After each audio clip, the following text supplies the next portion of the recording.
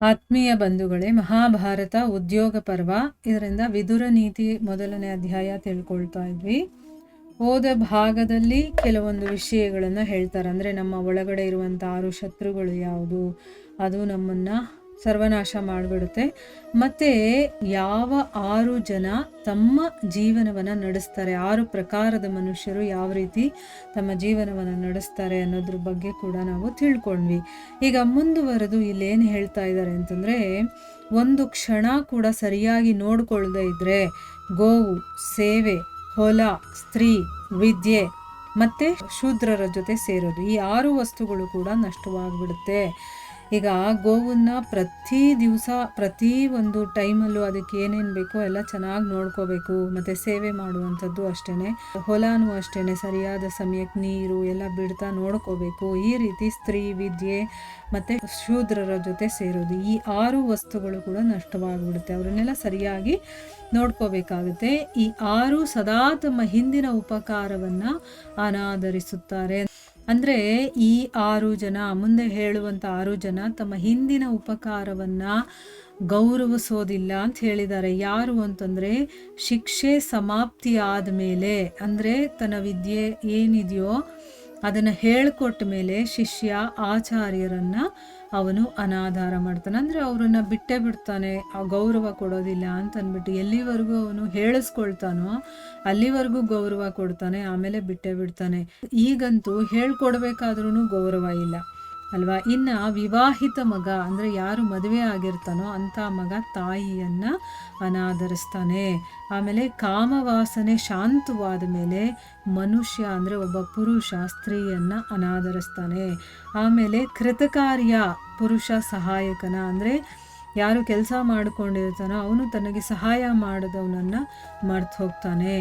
ನದಿಯ ದುರ್ಗಮ ಧಾರೆಯನ್ನು ಪಾರು ಮಾಡುವಂತಹ ಒಬ್ಬ ಮನುಷ್ಯ ದೋಣಿಯನ್ನು, ಮತ್ತು ರೋಗಿ ಇರ್ತಾನಲ್ಲ ಅಂಥ ಒಬ್ಬ ಮನುಷ್ಯ ರೋಗ ಗುಣ ಆಗ್ಬಿಟ್ಮೇಲೆ ವೈದ್ಯನನ್ನು ತಿರಸ್ಕರಿಸ್ತಾನೆ. ನೋಡಿ ಎಷ್ಟು ಚೆನ್ನಾಗಿ ಹೇಳಿದ್ದಾರೆ ಅಂತಂದ್ಬಿಟ್ಟು. ಇದೆಲ್ಲ ನಿಜಾನೇ ಅಲ್ವಾ. ನಾವು ಎಷ್ಟೋ ಪ್ರಸಂಗಗಳಲ್ಲಿ ನೋಡ್ತೀವಿ, ಅಥವಾ ನಾವೇ ಅದನ್ನು ಮಾಡಿರ್ತೀವಿ ಅಲ್ವಾ. ಈಗ ನಮಗೆ ಕಾಯಿಲೆ ಇರುತ್ತೆ, ಜ್ವರ ಇರುತ್ತೆ ಅಂತ ಇಟ್ಕೊಳ್ಳಿ. ಜ್ವರ ವಾಸಿ ಆದಮೇಲೆ ಡಾಕ್ಟ್ರನ್ನ ನಾವು ಏನಾದರೂ ನೆನಪಿಸ್ಕೊಳ್ತೀವ, ಅಥವಾ ಅವರನ್ನು ಗೌರವ ಕೊಡೋಕ್ಕೆ ಹೋಗ್ತೀವ ನಾವು? ಇಲ್ಲ. ಅದು ಜ್ವರ ಹೋಗಿದ ತಕ್ಷಣ ಆಮೇಲೆ ಡಾಕ್ಟ್ರ್ ಕಡೆ ನಾವು ಹೋಗೋದೇ ಇಲ್ಲ. ಆಮೇಲೆ ನದಿಯನ್ನು ದಾಟಿದ ಮೇಲೆ ಅದು ದೋಣಿನ ನಾವು ನೆಗ್ಲೆಕ್ಟ್ ಮಾಡ್ತೀವಿ, ಹೌದು ಅಲ್ವೋ. ಅದು ಬೇಕಾದಾಗ ನಮಗೆ ಅದರದ್ದು ವ್ಯಾಲ್ಯೂ ಗೊತ್ತಿರುತ್ತೆ. ಅದು ಕೆಲಸ ಮುಗಿದ ತಕ್ಷಣ ನಾವೇನು ಮಾಡ್ತೀವಿ, ಅದನ್ನು ಅನಾದರಿಸ್ತೀವಿ. ಅದನ್ನು ಹೇಳ್ತಾ ಇದ್ದಾರೆ.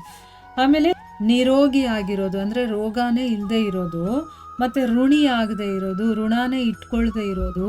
ಆಮೇಲೆ ಪರದೇಶದಲ್ಲಿ ಇರದೇ ಇರೋದು, ನಮ್ಮ ದೇಶವನ್ನು ಬಿಟ್ಟು ಬೇರೆ ದೇಶದಲ್ಲಿ ಇಲ್ಲದೆ ಇರೋದು. ಆಮೇಲೆ ಒಳ್ಳೆ ಜನಗಳ ಜೊತೆ ಸಿಗೋದು.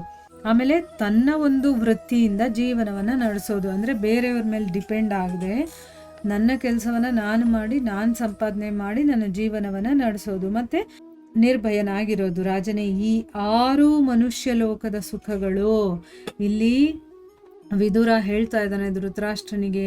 ಈ ಮನುಷ್ಯ ಲೋಕದಲ್ಲಿ ನಾವು ಸುಖವಾಗಿರೋದು ಅಂತಂದರೆ ಏನು? ಈ 6 ನಮ್ಮಲ್ಲಿರೋದೆ ಅಂತ ಹೇಳ್ತಾ ಇದ್ದಾನೆ. ಏನು? ಆರೋಗ್ಯವಾಗಿರೋದು, ಋಣನೇ ಇಲ್ಲದೆ ಇರುವಂಥದ್ದು, ಮತ್ತು ನನ್ನ ದೇಶದಲ್ಲಿ ನಾನಿರೋದು, ಪರದೇಶದಲ್ಲಿ ನಾನು ಇಲ್ಲದೆ ನನ್ನ ದೇಶ ಅಂತಿರುತ್ತಲ್ಲ ಅಲ್ಲಿ ನಾನಿರೋದು. ಆಮೇಲೆ ಒಳ್ಳೆ ಜನಗಳ ಸಹವಾಸ ಸಿಗೋದು, ಮತ್ತು ನಾನು ಸಂಪಾದನೆ ಮಾಡಿ ನನ್ನ ಜೀವನವನ್ನು ನಡೆಸೋದು, ಮತ್ತು ನಾನು ನಿರ್ಭಯನಾಗಿರೋದಿದೆಯಲ್ಲ, ಇದು ನಿಜವಾಗ್ಲೂ ಈ ಲೋಕದಲ್ಲಿ ಸುಖ ಅಂತ ಅನ್ನಿಸ್ಕೊಳ್ಳೋದು. ಆಮೇಲೆ ಈರ್ಷ್ಯೆ ಮಾಡುವನು, ಅಂದರೆ ಬೇರೆಯವರನ್ನು ನೋಡಿ ದ್ವೇಷ ಪಡುವಂಥವನು. ಆಮೇಲೆ ಹೊಟ್ಟೆ ಕಿಚ್ಚು ಪಡುವಂಥವನು. ಆಮೇಲೆ ಅಸಂತೋಷಿ ಅಂತಾರೆ, ಯಾವಾಗಲೂ ದುಃಖದಲ್ಲಿರೋದು, ಸಂತೋಷನೇ ಇರೋದಿಲ್ಲ ಅವನಿಗೆ, ಆ ರೀತಿ ಇರೋದು. ಆಮೇಲೆ ಕೋಪ ಮಾಡ್ಕೊಂಡಿರೋದು. ಆಮೇಲೆ ಯಾವಾಗಲೂ ಏನಾದರೂ ಒಂದು ಡೌಟ್ ಪಟ್ಕೊಂಡಿರೋದು, ಶಂಕೆ ಪಡುವಂಥದ್ದು. ಮತ್ತು ಬೇರೆಯವರ ಭಾಗ್ಯದ ಮೇಲೆ ಜೀವನ ನಿರ್ವಹಣೆ ಮಾಡುವಂಥದ್ದು, ಅಂದರೆ ಅವರಿಂದ ನಾನು ಜೀವನ ನಡೆಸೋದು, ಆ ರೀತಿ ಇರೋದು. ಈ 6 ಜನ ಸದಾ ಅಸುಖಿಯಾಗಿರ್ತಾರೆ ಅಂತಂದ್ಬಿಟ್ಟು ಹೇಳ್ತಾ ಇದ್ದಾರೆ. ಮತ್ತು ಸ್ತ್ರೀಯರ ವಿಷಯದಲ್ಲಿ ಆಸಕ್ತಿ, ಜೂಜಾಡೋದು, ಬೇಟೆ ಆಡೋದು, ಮದ್ಯಪಾನ ಮಾಡೋದು. ಆಮೇಲೆ ಮಾತಲ್ಲಿ ಒಂದು ಕಟುತ್ವ ಇರುತ್ತಲ್ಲ, ಅಂದರೆ ತುಂಬ ರಫಾಗಿ ಮಾತಾಡ್ತಾರೆ ಅಂತ ಹೇಳ್ತೀವಲ್ವ, ಆ ರೀತಿ ಇರೋದು. ಆಮೇಲೆ ಅತ್ಯಂತ ಕಠೋರವಾದ ದಂಡನೆಯನ್ನು ಕೊಡೋದು, ಮತ್ತು ಹಣದ ದುರುಪಯೋಗ ಮಾಡೋದಿದೆಯಲ್ಲ ಇದು ಈ 7 ದುಃಖಕರವಾದ ದೋಷಗಳನ್ನು ರಾಜ ಸದಾ ತ್ಯಜಿಸಬೇಕು. ಇಲ್ಲಿ ರಾಜನಿಗೆ ಎಚ್ಚರಿಕೆಯನ್ನು ಕೊಟ್ಟು ಹೇಳ್ತಾ ಇದ್ದಾನೆ, ಈ 7 ಇದು ದುಃಖಕರವಾದಂಥ ದೋಷಗಳು, ಇದನ್ನು ರಾಜ ಆದವನು ತ್ಯಾಗ ಮಾಡಲೇಬೇಕು. ಏನು ಅಂತಂದರೆ, ಸ್ತ್ರೀಯರ ವಿಷಯದಲ್ಲಿ ಯಾವಾಗ ಆಸಕ್ತಿ ಹೆಚ್ಚಾಗುತ್ತೋ ಅದು ಕೂಡ ಒಂದು ದೋಷ ಆಗ್ಬಿಡುತ್ತೆ.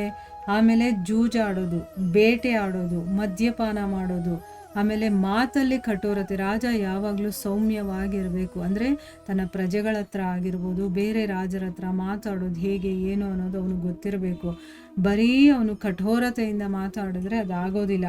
ಆಮೇಲೆ ತುಂಬ ಕಠೋರವಾದಂತಹ ದಂಡನೆಯನ್ನು ಕೊಡೋದು, ಮತ್ತು ಹಣವನ್ನು ಬರೀ ದುರುಪಯೋಗ ಮಾಡುವಂಥದ್ದು, ಇದನ್ನು ಬಿಡಬೇಕು ರಾಜನಾಗಿರುವಂಥವನು.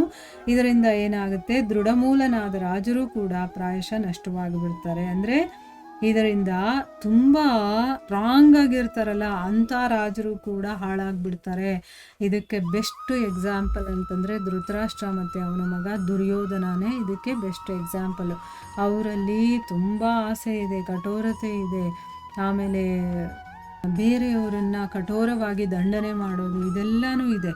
ಅದಕ್ಕೋಸ್ಕರ ಈ ರೀತಿಯ ಗುಣಗಳು ಯಾರು ಇರ್ತಾರೋ ಅವರು ಮೂಲದಿಂದನೇ ನಾಶ ಆಗಿಬಿಡ್ತಾರೆ ಅನ್ನೋ ರೀತಿಯಲ್ಲಿ ವಿದುರ ಹೇಳ್ತಾ ಇದ್ದಾನೆ ಧೃತರಾಷ್ಟ್ರನಿಗೆ. ಇಲ್ಲಿಗೆ ನಾವು ನಿಲ್ಲಿಸೋಣ. ಹರೇ ಕೃಷ್ಣ.